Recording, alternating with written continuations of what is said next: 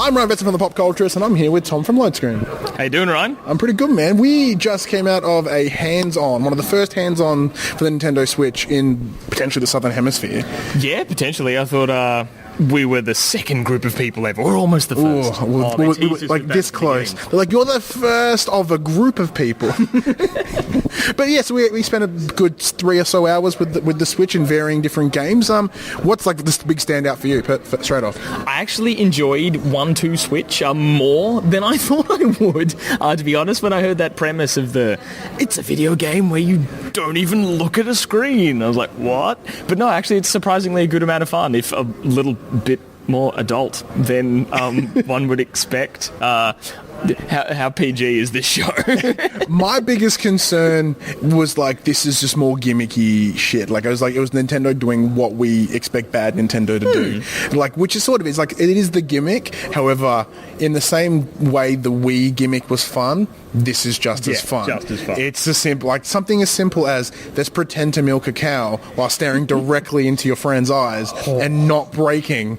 It was just, it was good. It was a new level. Very good. And there was another one similar to that. Arms was very Wii boxing style, but combining a bit more of a 3D motion around kind of game. Well, not perfect, but yeah, kind of back when the gimmicky motion stuff that worked well. Like, it was returning to roots in that sort of sense. Like, I don't know if I would play it a lot, but oh, and the other way, like out of like 1-2 Switch felt good. It felt right. It was like that gimmick, but using the gimmick in a good way. Which is, I guess that's why it's what it is. It's like the Wii Sports of it. It's like it's good, and this is a good example to show everybody. But Arms felt out of place. Like it didn't really do it for me the way I wanted it to. But even the footage from the presentation didn't do it for me either. So. Fair point. But what else was here? Like, we saw Mario Kart 8 Deluxe. Oh yeah, like the DLC combo pack, like a Game of the Year edition sort of mishmash. That game came out, 2-3 years ago? Yeah, no, that looked really nice. Surprisingly good on the small screen. The actual small screen of the Switch is surprisingly decent. It's particularly running on a 720p sort of resolution. In that smaller size, actually didn't look low resolution. It looked nice and sharp and sort of as good as my phone. Yeah, because something we were talking about before, like the benefit of having a smaller screen. So like, even if the resolution's a bit lower, the pixel density is less. So if you were trying to play a 720p game on a 42-inch screen, it's the same amount of pixels taking up more space. You're going to see more of those jaggies. You're going to see, it's not going to be as clear and sharp as it should be. But having it in like a 6-inch screen, like, it looked smooth, it looked crisp, like outside of like sort of draw distance issues, like there was no big problem. But once you put it in the dock, those draw distance problems are gone. No, looked great. And the tabletop mode though, I can't decide if I like it. I it was kind of cool, the idea. Like, I sat down with my colleague Charlie, and we just had it was propped up. We had our little like controllers, and you're feeling like you're freaking giants, just like all like bunched up in there. I love the idea of it though. Of just like, it makes me think of uni days. It would have been great to prop up with one of these things and just hang out. But it is a bit too small for 2 screens. But like 2 players. In the same way, like was when they also had Zelda Breath of the Wild, of course. Like, how could they not? Yes. Now this is where they gave them the most freedom to use the console as how we felt. Like, I spent a couple minutes playing with it docked. It looked great. And then I tried the keeping it docked, but just having the 2, but not connected to the controller. Just like, because in the trailer, there's a guy on the plane. He's just like holding them like that. Yeah, just chilling. It's actually really comfortable. Yeah?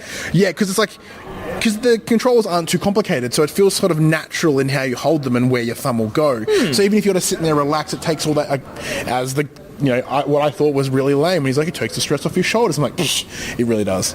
Like, it's actually quite chill. See, my 2 options in the Breath of the Wild demo were either the Pro controller, so your more conventional, it's essentially the Xbox layout, really, with the off-center joysticks and everything, was fine. And then, I clipped it to the side and used it like a Wii U tablet to play it. See, and that was cool. It actually, I felt I preferred it on the tablet screen than the TV. I felt it looked better But maybe that's a Zelda thing specifically. Like, I thought the graphical quality on the expanded screen looked a bit jaggedy. And I think with the art style being very cell shaded, like having it being small, like with obviously with the downside, like it becomes a little bit more softer. Yeah, I think that works quite well for the cell shading. And maybe every game won't work that way, and that's certainly possible. So you spend a bit of time with the Wii U, yeah? Yeah, a little bit. So like, how does the console feel as compared to a Wii U tablet? I actually liked it because it's less chunky, yes. Which is weird, given it has so many moving parts. It's less chunky, and it's just nice and smooth. It's sat in my hands, and it's not very heavy as well, which I think is great. Like, actually, as a portable system, it works better than I thought it would. I thought it would be a bit too unwieldy, or to have that kind of gaming experience, like the graphical power and like battery life and all that sort of stuff in a system like that, and for the slippity slidey parts wouldn't really work too well. But it does. One of the first thing we noticed when we walked inside the building was they have them in little display cases, and I'm like, this is noticeably smaller than I thought it was going to be. Yes. Like, it's like the screen itself, it is that 6-inch, like there's a centimetre of bezel max. Yeah. Like, it is all screen, so like there is no wasted real estate on there compared to, say, an iPad, which is like so much wasted real estate around the side. Yeah, there's no buttons on the actual screen bit because there doesn't need to be. It's all on the Joy-Cons, and yeah, no, it was really quite enjoyed. It's quite really easy to take them on and off. Like, I'm really happy with it. Like, so like I've got my pre-order, and I was really sort of not hesitant coming out of the presentation, but I was like, man, like this hardware is solid, but this software is kind of lacking, is not quite doing it for me. Yeah, I'd agree with that. Like, I mean, there's a few games that I tried that I was really keen about actually post. Like, I'd never played Splatoon before, and Splatoon 2 was a lot of fun. Gyroscope controls can get out. Terrible idea. Never again. But yeah, Zelda, Splatoon, like Mario Kart, obviously, so it's great fun. I'm not going to jump out and pre-order one immediately, but I've never owned a Nintendo console in my life. I've always been such a PlayStation guy, but I'm curious now. I want to see more where it goes as a system now. It's sort of more like I'm considering it, which I've never said about a Nintendo system before, so take that for however many grains of salt you like. The short answer is this is a console that is really tough to show. Yeah. Like, through video, it doesn't give it the justice that it needs. You need to have it in your hand. You need to feel like that HD rumble in the Joy-Cons. You need to like see the screen being as small as it is. Like, and I think hopefully they do with events like RTX, where it's getting in the hands of more people, and maybe some will come at JB Hi-Fi's and EB Games. Like, who knows? But whoever's watching, if you you need to get your hands on this. Find a way to get your hands on it and give it a go. That's the easiest way to win you over with it. So just overall thoughts of the event today?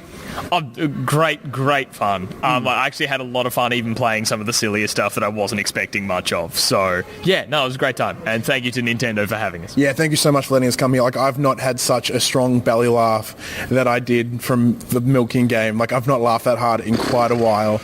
It was so good. So thank you very much to Nintendo for letting us come and check this out. It has been an amazing experience I thought I'd never be able to get to do, ever, really. So it's absolutely lovely. I'm Ryan Betson. This is Tom Heath from Load Screen. Give us a quick rundown, like where to find you. You can find us on the internet where all the cool things are, www.loadscreen.com.au for stuff from myself and Charlie. He's much better with written words than he is appearing on camera, so yeah, enjoy that. It's a shame he has such a face for camera. But of course, like and subscribe and little bell button to get notified when new things come up. Until then, we'll see you next time.